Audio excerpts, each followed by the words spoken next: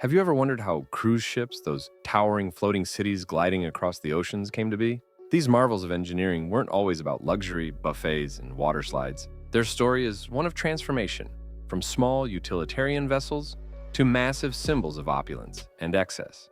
Let's take a journey through time to uncover the fascinating evolution of cruise ships. Humble beginnings. In the early 19th century, the idea of a cruise didn't exist. Ships were primarily about practicality, moving people and goods across the ocean. The earliest precursors to modern cruise ships were steamships like the RMS Britannia, launched in 1840 by the Cunard Line. These vessels were far from luxurious, catering to travelers who could endure rough seas and basic accommodations for the sake of speed and convenience. By the late 19th century, a new era of competition among shipping lines spurred the development of transatlantic ocean liners. Companies like White Star Line and Cunard began building larger, faster, and more luxurious vessels. Ships such as the RMS Titanic and the RMS Lusitania weren't just modes of transportation. They were symbols of national pride and technological progress. First-class passengers enjoyed elegant dining rooms, opulent suites, and even swimming pools, while steerage passengers faced much humbler conditions. These ships primarily catered to immigrants seeking a new life in America and the wealthy elite traveling for business or leisure. The birth of pleasure cruising. The modern concept of cruising began to emerge in the early 20th century. German shipping company Hamburg America Line pioneered the idea of cruise voyages, with ships like the Prinzessin Victoria Louise in 1900. Specifically designed for leisure, this small yacht-like vessel introduced the world to the idea of traveling simply for enjoyment. The itinerary was key. Exotic destinations, scenic coastlines, and onboard entertainment offered passengers an escape from everyday life. In the 1920s and 1930s, cruising gained popularity among the wealthy. Companies like Cunard and Holland America began offering seasonal cruises to the Caribbean and Mediterranean. These voyages featured fine dining, live music, and social events, creating a new type of travel experience. Post-war boom. After the war, ocean liners faced a new competitor, the airplane.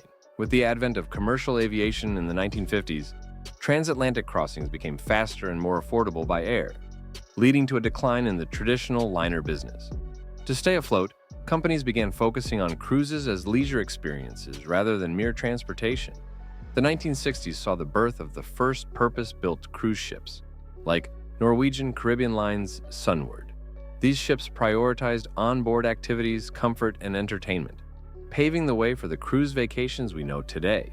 The introduction of air conditioning, stabilizers to reduce seasickness, and larger passenger cabins made cruising accessible and appealing to a broader audience.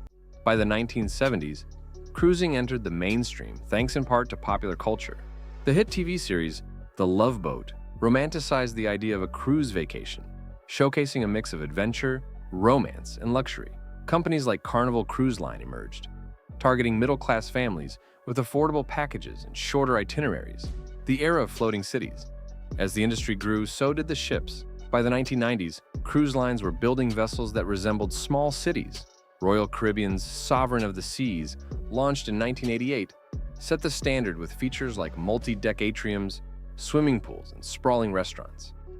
Each new ship seemed to outdo the last, adding climbing walls, ice skating rinks, and even miniature golf courses.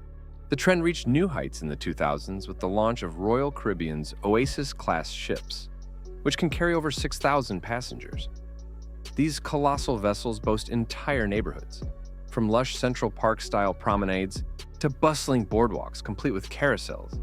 They're equipped with water parks, Broadway-style theaters, and even zip lines, catering to every imaginable interest. What's next for cruise ships? Today, the cruise industry continues to innovate, focusing on sustainability and technology.